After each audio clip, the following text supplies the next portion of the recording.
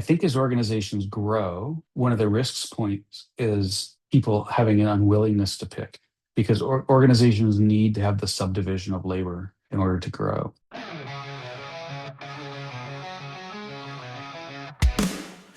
to CTO, protect meets the world, where CTOs share the tales and the comments. Startups do big names, innovations unfold. How many CTOs will share the stories untold? Welcome, everybody, to another episode of the How Many CTOs Does It Take podcast. My name is Brad Hefta-Gaub, and my trusty co-host is... Scott Porad. How are you today, Brad? I'm doing great. What is on your mind today, Scott? It's not about AI. It's not? Are you sure? you? I bet you will find a way to talk about AI. Well, we could talk about AI for just 1 second. I Yeah. just had lunch with a friend, a longtime friend, who is a small businessman. He owns some stores that sell fitness equipment, treadmills, dumbbells, things like that. Basically has 2 lines of business. He owns 4 or 5 retail stores in the greater Seattle area, and then he sells direct commercial to gyms, hotels, apartment buildings that have little gyms in them. I had lunch with him. He's a friend. We just had lunch together. And he was telling me about what he's doing with Claude. That's awesome. It's awesome. I mean, he's just blown away. He's so blown away by it. Yeah. He's like, I mean, just whatever. He's using it for their bookkeeping. He's using it. He told me, he said, I was paying a person $1,000 a month to research and write 4 blog posts for me per month.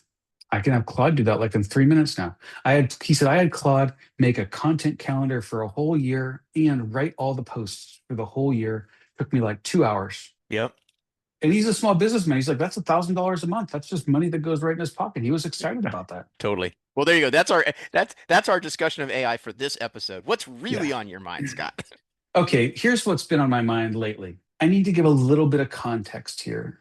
The size of the engineering team I'm currently managing is roughly 100 and let's just say 125, 150, somewhere in that range, including managers and operations folks. IT is in there. It does not include design. It does not include our data team. So that does not include data engineering, machine learning, data science. That's not part of what I'm managing right now. It doesn't include product management either. So that's the scope. And this is this is not the biggest team I've managed, but I've managed teams of this size roughly for the last decade, let's say 15 years. And that's an interesting number, by the way. That's around Dunbar's number. Yep, you know Dunbar's number? Yep. Yeah. Yep, totally. So But you want to explain Dunbar number to our 39 listeners? To the 39 listeners, Dunbar's number is a number presented by a professor. I think he was English. I think his name was Robin Dunbar. Not 100% sure of that, but you all can ask AI to answer that for you. And he was a professor, maybe psychology or something. And he said, I can't remember if the number was 125 or 150, but it's the number of sort of high quality, active social connections a person can maintain at any given time. Right. So when you think about a group at work, like once it gets sort of above that 125, 150 range, it's sort of hard for it to operate as a cohesive unit because those people can't maintain all those social connections, the working relationships. And so at multiple points in my career, as I've been at companies that have been growing, the CEO has asked me, hey, at what point do you think it's appropriate to hire a VP of engineering, somebody to work with you, I guess as the VP.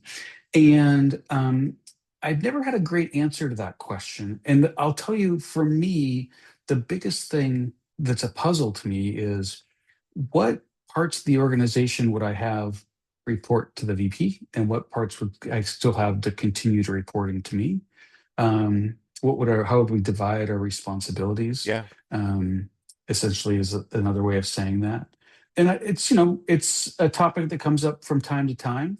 And I've been thinking about it recently. And the reason I've been thinking about it recently is, as a CTO where I have directors reporting to me, so I do the job of CTO and VP of engineering. Yep. And recently it became clear to me that there's some CTO type work that isn't getting done well enough. Or maybe I should say the company deserves, could use having it done better. Specifically, um, some work to weave together our product and business and technology strategies into a sort of a cohesive plan so that those are more tightly aligned. And it came clear to me recently, like, that's something I need to spend more time on. But then I got I got the VP of engineering Yeah. responsibilities of just like operating day to day. Like, how would I Yeah. make those things happen? So that's put it in my mind You, lately as like, maybe it's time to have that conversation in my head again. And so totally. I'm just wondering what you think about. There's so many different ways we could talk about this. Yeah. Well, let I me let me suggest how I think we should maybe start talking about it. Yeah. The first thing, you already said a couple things that are like the CTO part of the job or the VP of engineering part of the job. Oh yeah. And so I feel like one way we could start to kind of explore this, and I think this is a very common question you get from, people that are engineers that are moving up in their career and they're trying to figure out like what, when they always ask the question like, oh, if I go into engineering management, what does my job look like, and so I think its first thing is worthwhile is to kind of like what are the different parts of the job, right? And in some organizations, like you actually said this, and some organizations they'll actually give this title, right? You said I am the CTO and I also do the VP of engineering job. Like there was a Hmm. time when I had actually the first time I was hired as a CTO, I actually had the title of CTO and SVP of engineering. Like they gave me both titles at the same time. And that was because like that organization had a handful of VPs already and they were like they wanted to very clearly say like Brad, we're hiring you to do the CTO job. And in their minds that meant certain things. And we're simultaneously hiring you to be the senior vice president in charge of running engineering, right? Hmm. So I think that's a worthwhile place for us to start. Like, what are the jobs of a CTO versus the jobs of a VP of engineering? Well, would you like to hear what Gemini has to say about What that? does Gemini have to Because say about that? as you were bringing this, first of all, very astute place to start. So that's great. I'm glad you brought that up because even as I was saying it, I was thinking to myself, what are the differences between these things exactly? And then when you were saying we should start there, I went and quickly typed it into Gemini because that was the thing that I happened to have open at the moment. At a glance, key differences. And I should say the prompt too, so everyone knows what I Sure. What do said. you? What is the difference between a VP of engineering and a CTO in a software company? Yeah. Okay, key differences. It made a little matrix for me. First row, primary focus. CTO is strategy, innovation, technology, vision. VP of engineering, execution, people, process. Main goal, ensuring the tech stacks aligns with the business's future. That's for the CTO. VP of engineering, ensuring the team delivers high quality code on time. External versus internal orientation. CTO is often external facing. VP of engineering is mostly internal facing. Success metric. CTO, competitive advantage and technical IP. VP of engineering, velocity, retention, system reliability. I wonder why retention, I guess for people. The people retention. By the way, how are you feeling about this? How are you feeling about Pretty these? good. This, Pretty good so far. With one little tweak I would make, but let's go to the last thing. Direct reports, a CTO, often just the VPE or specialized architects. VP of engineering is engineering managers, directors, developers. The only tweak I would make was the internal external orientation and not much of a tweak, right? It describes external facing investors, partners, customers. But I think the one thing I would add there is in the internal stakeholders, right? yeah, That's your first set of external, which is external to your engineering team. And then your next set of external is external to your company, is what I would say. yeah, So I actually think I mean, this says it better than I would have said it, but if you just asked me to rattle it off my head, I would have said your VP of engineering is responsible for your day-to-day execution. They are the kind of your kernels or your something like, and your CTO is more your general. Actually, I'm sorry, the VP of engineering might be more of your general, whereas like your CTO is maybe more of your the politician, the civilian leadership yeah. that's providing the direction. So there you go. That's what Gemini has to say, and that is aligns with my thoughts. First of all, I also agree with you. That sounds like a pretty good characterization of what I would sort of say if they're like really thinking about like what's the difference between the two. And then of course when you are a CTO that doesn't have a VP of engineering reporting to you, then essentially you're accountable for all that stuff, right? You're Right. doing both those jobs at the same time. And the thing that I told you I felt like I was missing the other day, I shouldn't say missing, but that I wanted to, that I felt like our company needed just a little bit more of, was ensuring the tech stack aligns with the business's future. Yeah, totally. I was like, oh, we need Totally. to spend a little more. Something came up, and I was like, oh yeah, we got to spend a little more time on that. So now the question that you asked is how do you know if you're taking on if you are existing in the role of CTO plus VP of engineering, like you're doing both those Hmm. jobs, how do you know when you need to hire somebody else to Yeah. and split the job into two? Okay, and I think that like fast forward to the end of this conversation, I think it's going to Hmm. basically be, look, when one person can't do both those jobs for whatever reason, Yeah. then you need two people to do those jobs, right? Like That's that, right. that's the answer, right? Now, what I think is interesting is there might be any number of reasons why one person is not able to or not not efficient at being able to do both those jobs, right? So I think a very common example of this, by the way, and this is in my space, I am almost always working in, you know, startups, and those startups, a very common call that I get from executive recruiters, right, goes something like, "Hey, we're looking to hire new CTO to come in because our team is ready for a CTO." Hmm. And a lot of times that's a leader who maybe is the technical visionary and maybe even a founder, like maybe even a co-founder, right? And Hmm. they were doing all the stuff. They were building the tech. They had the technology vision. They were in the room with the co-founder, so they certainly had to be aligned with the business vision and the technology stack. Like so they're doing some very CTO-y things. And depending on how big the organization is, they're running the engineering team, they're doing all that stuff. And sometimes you get the call, and I'm sure you've gotten this call too, where the person that maybe is doing the job is able to do the VP of engineering job, but is struggling to do the CTO job, right? And the org needs to move to a place where they have external facing a leader, right? It's interesting. I more often get the opposite call, Oh yeah. which is, hey, we had a CTO co-founder who brought technical vision, was tightly aligned with the rest of the founding team, had understood intuitively, or because they'd done the work to know what to build. But now their team's gotten bigger, and it's the VP of engineering skills that that person doesn't bring to the table, like of how to just run the program of engineering. Totally, that happens too. But they both happen for sure. It's interesting because, in that scenario that you're talking about, maybe the answer to the when does the CTO hire a VP of engineering? Maybe the answer is when the organization needs more VP of engineering structure and they didn't have it before and they got away with not having it before, that's Yeah. when you should bring in the VP of engineering, That's right? yeah. Or when the engineering organization maybe needs more vision. A revision or No, supervision or needs more of it. Like it goes either way, is what I'm trying to say. Your yeah, totally. organization might need one or the other. You might need to bring in a you might be a person doing both jobs. You might need to bring in a VP of engineering, or you maybe are the VP of engineering and you might need to bring in a CTO, Yeah. right? Someone who has that ability to have that vision. Yeah, exactly. And I think that obviously, and again, this isn't really the question that you asked, but it's worth pausing for a moment and kind of speaking to this. One of the pieces of advice that I have given to founders, like, because as a fractional CTO, I often get brought in as like I'm being brought in by a non-technical founder, and maybe they have like a engineer that's been with them from early days, and that engineer like maybe even was a co-founder, and then they kind of like did or did not give them the CTO title, and then Hmm.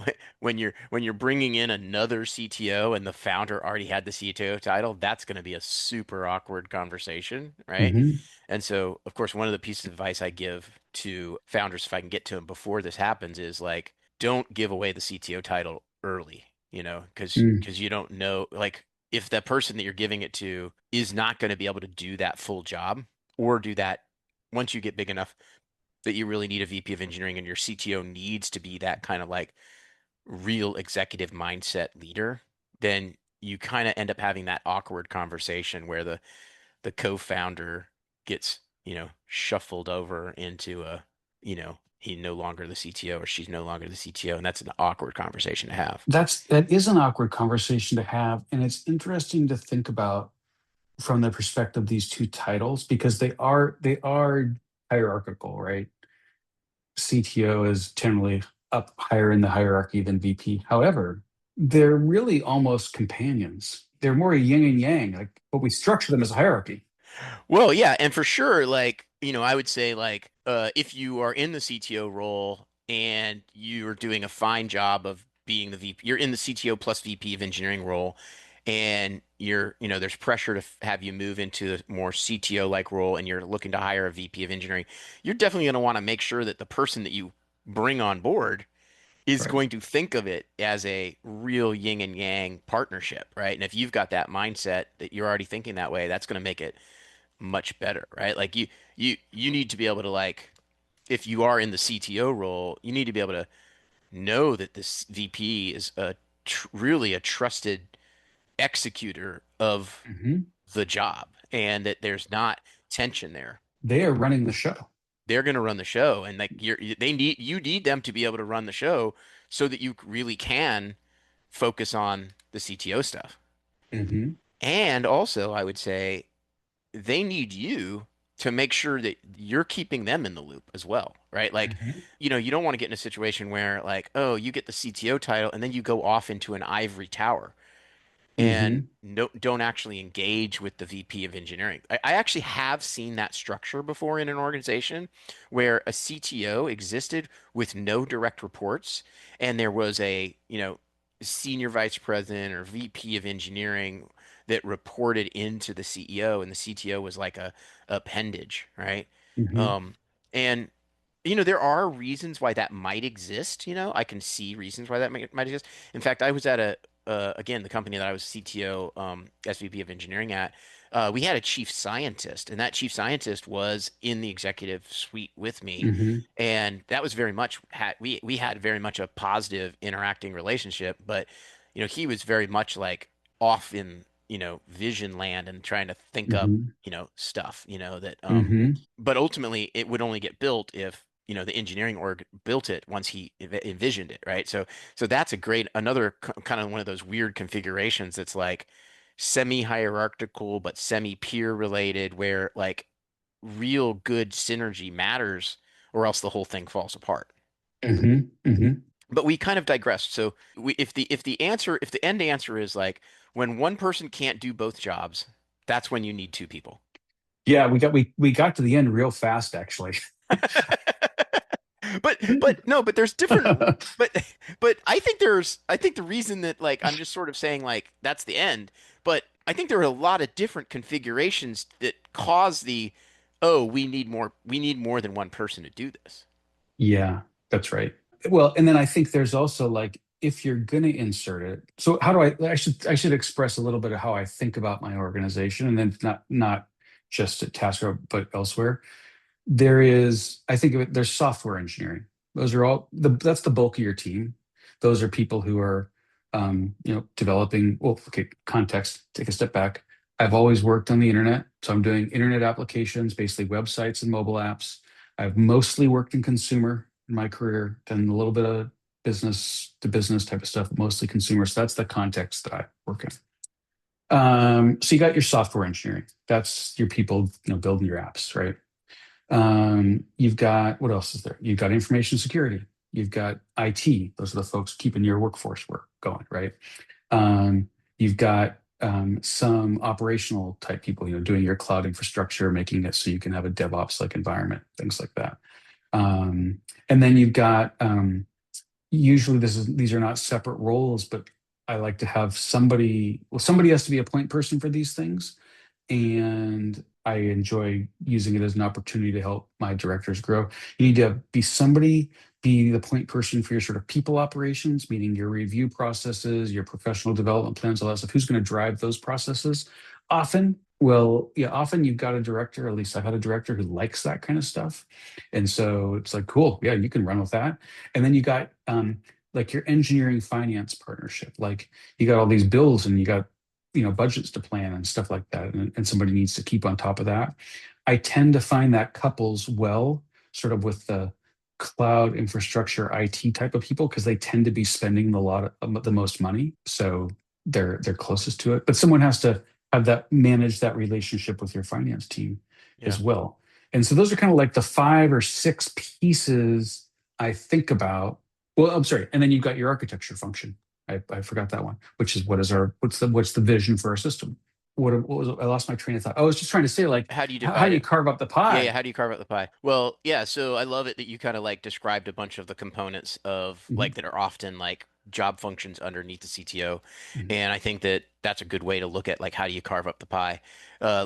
Let me start by saying the first thing that I've always done if I was a CTO is convince the CFO to take over corporate IT because it's not mhm. really an engineering function, and it's like an operations function, and it like so. I I personally, hey, on notice, headhunters, like if you ask me to be your CTO, I'm gonna like try not to be in charge of corp IT because I think it 100% distracts from both the two other functions that Gemini told you the most important thing for a CTO and a VP of engineering to do.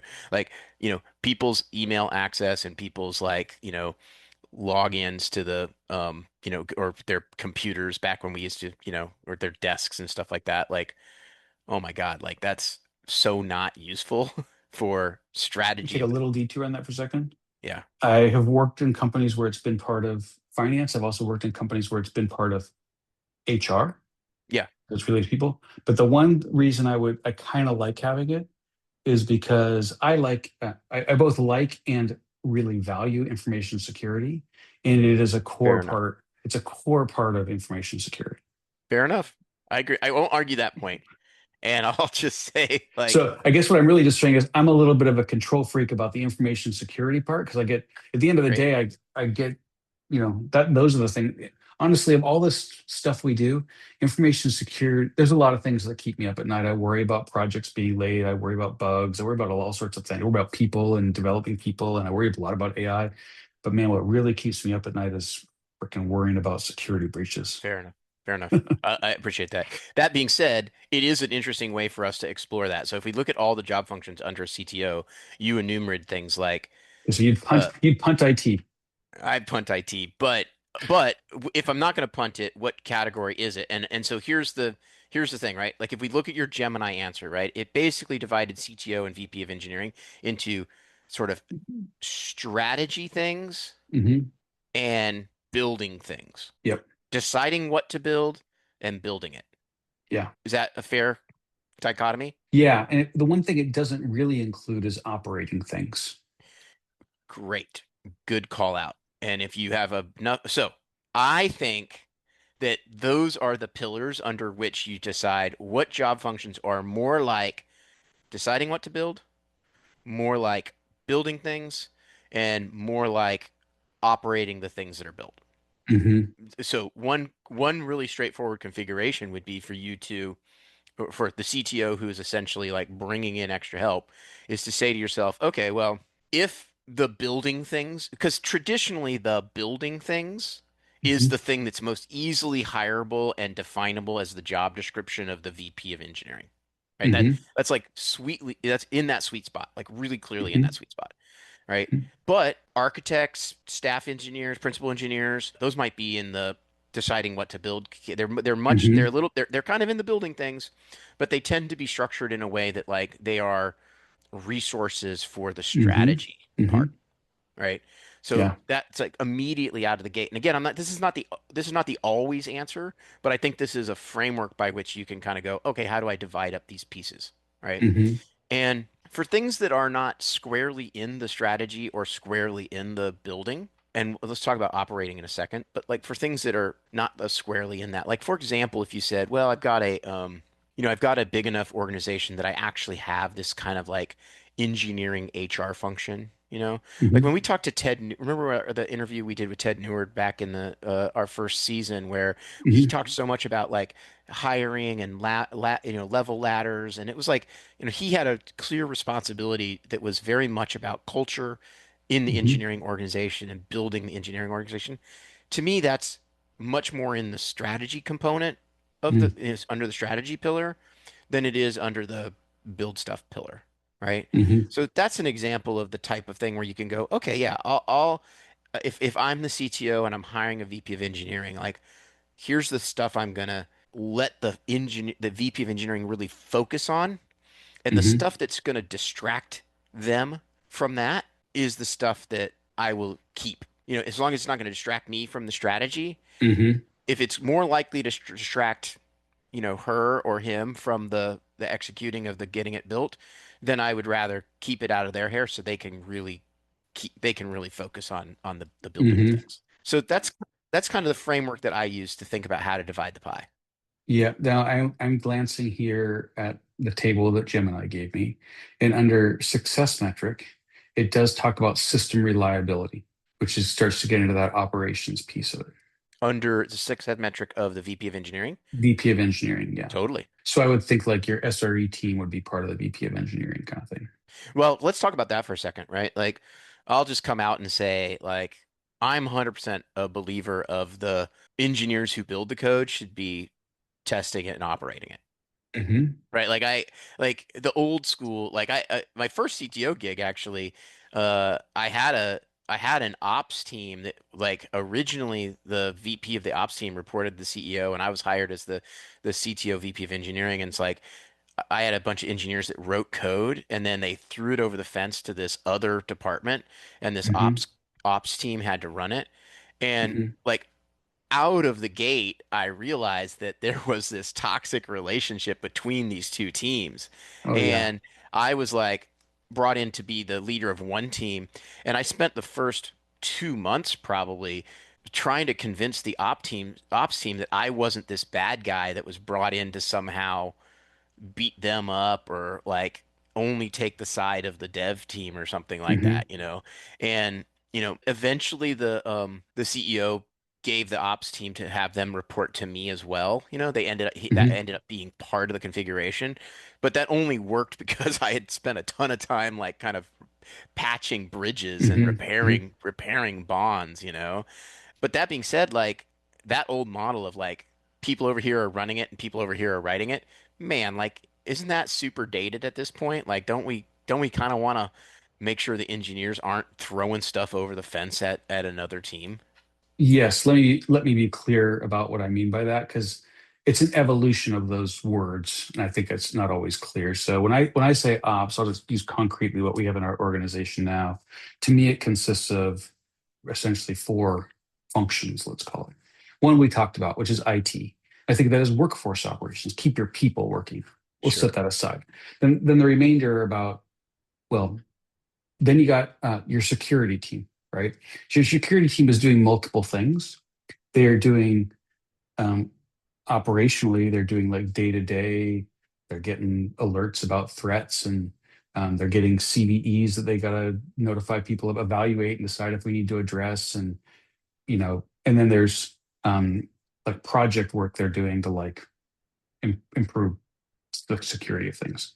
So, but I that the preponderance, I shouldn't say the preponderance, but I tend to include the security team. Well, let me actually pause and interrupt myself and phrase this all differently. I tend to think of the operational teams as if we weren't doing any development on this system, but we just needed to keep the system up and running, those are the operational teams, right? So, okay, if we just needed to keep the company going, we would need IT to just keep the employees doing their things. We would need security because there's outside security things happening all the time, so we couldn't just ignore that. We would need someone to pay attention and maintain our cloud infrastructure because that world is changing and all the time. And what we would need, what I refer to as an SRE team, which is somebody to be monitoring this, somebody to be building, either to continuously build and improve the observability of the system or build frameworks and platforms so that software engineering teams can have their own observability. But my point being is if you were just trying to keep it running, you would want somebody to be paying attention to see if it's working properly. And Yeah, so that's fair. to me, that's how I think of operations is a cost of doing business if we want to keep our system going, and everything else is kind of discretionary. Like we could choose to hire more software developers and change it, or we could wind it all down and maybe you just need a handful of people to like fix bugs as they happen. Yeah, Right. totally. That's fair. So that's kind of what I mean. When I say operations, that's kind of And what I mean. yeah, and I agree with all that. And I I think there's value in having dedicated resources for that. And I think your model of thinking about it, where you're like, well, I mean, even if you didn't write a single line of new code, you'd still have to operate the code that you've written. Like, that's a good way of framing it. I am only saying cautiously, like, you never want to have a culture where there's the engineers aren't also thinking about those things. Like, it's Agree, like 100%. build for operations. And the best way to make sure your engineers are building for operations is by making sure they have skin in the game of the operations. Yeah, and the number one way to do that is have them be on call. And be on call. Exactly. Exactly. That's right. And of course, if you weren't doing any development of your software, you would probably need less people in those operational roles because, in my experience, most problems with the system are self-inflicted. You Yes. know, we Systems at rest tend to stay at rest. yeah, we do a code freeze during the holiday season at TaskRabbit. I've done this at other companies too, and lo and behold, we have very few problems Right. during that time. Knock wood, because you know why? Because engineers aren't out there breaking stuff, right? Yeah. So, but anyway, we've digressed. But I agree with you 100%. You do not want to throw it over the wall because that creates all sorts of problems. Yeah, and so again, like, what do you think about this as the way of thinking about how to divide up the pie of the CTO? Like, okay, let's just imagine we fast forward to a point, the organization has got a single CTO, VP of engineering, doing both roles. They've got architects, they've got engineering teams, they've got, data team and an SRE team and ops team. They've got these things. What do you think? I'm proposing that you use your Gemini framework and you basically look at the job functions that are in the CTO accountability and you make those people be, those leaders be direct reports to the CTO, and you make as many of the functions that are in the VP engineering side of it, and give those to the VP of engineering. Yeah, probably something like that. I think there's just a few that are a little bit. I think there's a few that are a little bit gray in my mind, but it could get worked out.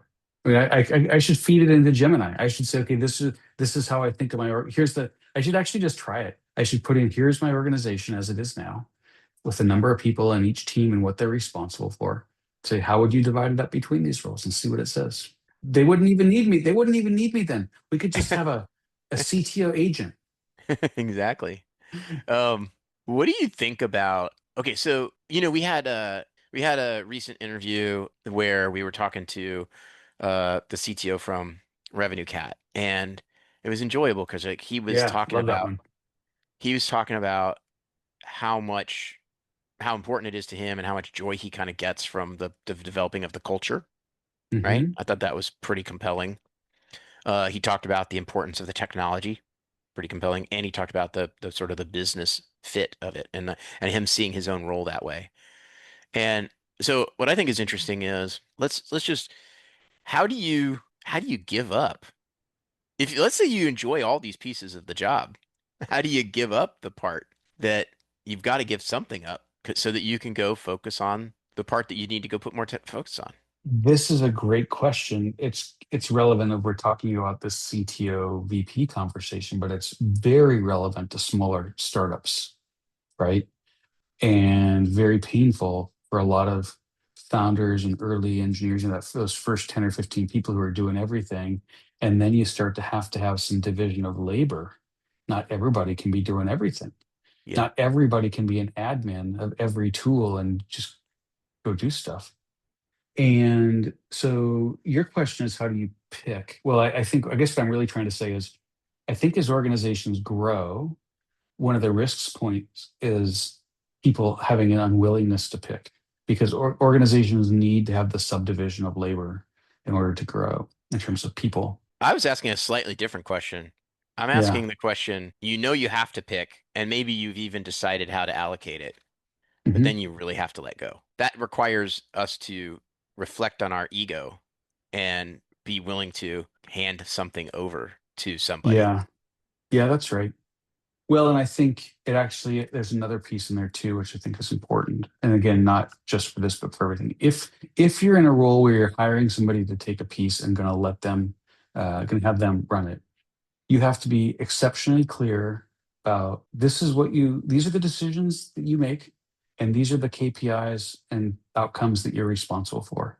And as long as you are delivering on those outcomes, I'm not going to interfere with those decisions, right? Yeah. And that's really hard. In fact, we had I wouldn't call it an incident, but a conversation this week about um, somebody on our team who we thought was underperforming. Well, I shouldn't say we thought was underperforming, but a few things happened, and the conversation came up was like, "Hey, is so and so doing a good job?"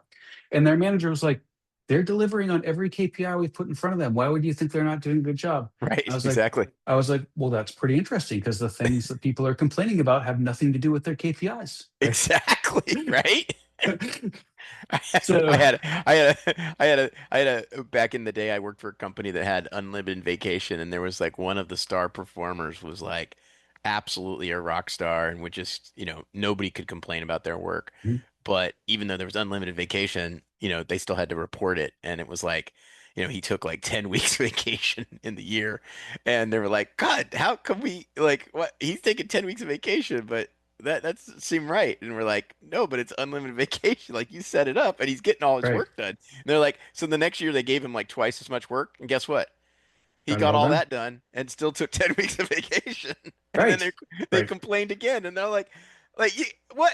Like, you know, you, the person is getting the job done. Like, and it's totally within the framework that you guys agreed was part of the Yeah. framework. So like, To me, that's the key letting go is to be clear with myself, whatever it's been, to be clear with myself. Here is a relatively quantitative way that I can understand if you're doing the thing that you should be doing. And then I can let go. But actually, I'd say it puts me in a different position that I think is really, I believe, I hope helpful to people I work with, which is now I can be your thought partner. I can yeah, actually totally. just right because in this conversation we're having, I'm not judging you anymore. Like we have a metric over here, which is the evaluation of the performance. So now let's just talk about what's the best way to get this done. And ultimately I can completely let go and say, well, it's your call. The KPIs you're trying to hit. So you make the decision Yeah. to do anything like this, whether it's a VP of engineering, you're hiring a head of information security or a head of IT, whatever it is, whatever you're hiring for someone for, you got to really know, how will I know if this person is successful? Yeah. In fact, there's a book I have two other things I want to say really quickly. Yeah. There's a book that I'm a really big fan of for managers of any type called First Break All the Rules. Mm. It comes with a checklist of 12 questions to answer. If you search for First Break All the Rules, 12 questions, you'll find a million articles and infographics about it. And so there's these 12 questions that an individual asks themselves to understand if their manager is doing a good job. Oh, interesting. And the question, and then of course the manager can use these same questions to evaluate whether they're doing a good job. And by the way, if you use any of the sort of culture tools out there, Culture Amp, any of the prepackaged review tools that are out there, a lot of these questions you'll see the same questions in this stuff, right? Okay. This book was written by the Gallup organization. They surveyed like 150,000 people or something across all sorts of industries. Okay, so the questions are in an order from most important to least important. And the most important question, do I know what is expected of me? Yeah, totally. And then I said there was a second thing I was going to say, but I lost my train of thought when I was talking about the first one. So Sorry. I probably interrupted that's not you. your fault. No, I interrupted me. This has been a super productive and useful conversation to interrogate the original question you had, which is how do you know when it's time to kind of split the CTO VP of engineering role into two different roles? I don't know if we have time to get into this question, but I am a little curious about the conversation around, and this doesn't necessarily apply to the CTO VP of engineering role, but what if the reason you need to split is because someone was not skilled Mm, at one of the parts of the job? mhm. Maybe you as the CTO are not skilled at one of the Maybe you parts of the realize job, for yourself, hey, you know what? I'm not very good at this part of my job, or I don't enjoy doing it anymore. or I don't enjoy doing it. Sure. Maybe you don't enjoy the strategy, so you need to hire a CTO, or you don't enjoy the execution people or process. It's one of Yeah. those things. Yeah. I feel like there's been times in the past when one of the reasons that I was either courted or actually brought into an organization was an existing leader, no matter what their title was, whether their title was CTO or their title was not yet CTO, and the org identified that that individual didn't have the desire or capability to do one of the pieces of this job. And Hmm. it's certainly easier to have that conversation if the person has the realization themselves, right? Like, I don't like this part of my job, or I don't feel like I'm good at this part of my job. Let's bring somebody in that is good at this and likes doing it. That's going to be Hmm. the easier conversation. Hmm. It's going to be much harder if they don't realize it. Hmm. That's right. That's right. And you said this earlier, that the other interesting part about this is the CTO, VP of engineering, the language of the titles has a hierarchical nature to it. Hmm. So, that can be awkward too, right? That's right. And especially because depending on where your company is at, one function might actually be more superior. You might be in a phase where you need more strategy and you need the strategy to lead your execution, but you might be in a place where your strategy is pretty solid and what you really need is strong execution. And Yeah. it actually might make more sense for your CTO to report to your VP of engineering, your CTO function to be subservient to your VP of engineering function, Yeah. even though those are not how the titles work. I've never seen those titles get configured that way, right? Of course not, but like Only you way can I've think, ever seen that would be where the VP of engineering reports to the CEO and the CTO reports to the CEO yeah, and their yeah, peers. Like, I've seen that configuration. And I think that tends to be the solution right. when that's your problem. Imagine if the titles were chief technology strategist and chief technology executor, Yeah, right? exactly. And then we would organize them in all sorts of different ways depending on what we needed. But we got these Yeah. weird titles. Okay, does the audience, 39 people out there, do they want the postscript? What's the postscript? Yes, let's get the I postscript. remembered the thing that I forgot. Yeah, totally. Give us to it. Give it to us. A At pro least tip. one of those listeners wants to hear it. Me. This is a pro tip I have found as a technique for success when I step into a role. Coming back to that question of, do I know what is expected of me? To take the lead on that, to go to my manager, who in this case is a CEO, but go to my manager and say, these are the KPIs that I am going to operate against. Is that what The match your is this expectations. match your, are we on the same page about this? Mm-hmm. Now, if they've given me KPIs, that's fine. But that's like, this is the scorecard. This is what I'm operating against. Are we cool with this? Yeah. And I found that effective for a variety of reasons. One is, do I know what is expected of me? Two is, it sure eliminates a lot of churn, especially with if you're a CTO reporting to a CEO who is maybe not technical. They don't even know how to evaluate you. Yeah, totally. How do I know if my CTO is doing a good job? And I say this actually all the time. The only thing I know is my site up and running? Right. And do things get done as fast as I want them to get done? Right. And And the have we answer to the not? first one had better be yes. And the answer to the second one is almost always no, because I always want things faster Right. than they get done. So I found that I'm even doing a form of education sometimes by Yeah, helping the totally. CEO learn, like, this is how you need to evaluate me. 100%. Um, and if they say, well, then there's these other things I want too, it's like, okay, sweet. Now I know I can some other KPIs that I can put in there. Yep. And I found but then also I'm going to swivel the chair around from my superior, my CEO, to my team and say, okay, gang, this is our scorecard, Yeah, right? totally. This is what we as an engineering team are being evaluated against. Totally. We do that at our company. We've got a once a month review with our all hands of we've got our engineering KPIs. We have 6 top level KPIs, and then we've got there are 25 like lower level KPI. Each of those 6. There's 5 categories, and they're spread out, and we review them every month. In fact, one of our folks on our team just used Claude to automate the collection of all that data, Love it. and it's a great tool. Then finally, for this piece, nobody's ever happy with engineering. Why are they never happy with engineering? Because they can never build stuff fast enough. There's always bugs. Yeah. There's always resource contention, et cetera, et cetera. It just provides a great tool for me to celebrate victories. Yeah. So for instance, we just reviewed our March KPIs at our company. We had good 0 P0 P1 incidents with an uptime of 99.996.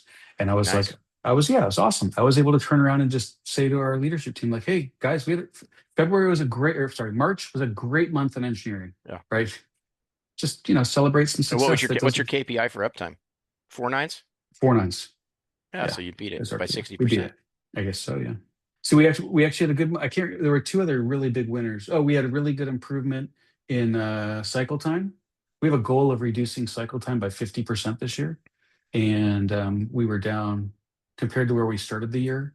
Oh, we were down 47% in March, which is pretty Nice. awesome. And I It's can't cycle remember the time, third and one. you define cycle time as essentially When the from, tickets started to when it ships, yeah, okay. it goes to in progress or something like that to when Yeah, it's yeah. deployed. Cool. We use a tool called Jellyfish that captures all Yeah, this yeah, data for us. So we don't have to do a lot of manual capture of it really. yeah.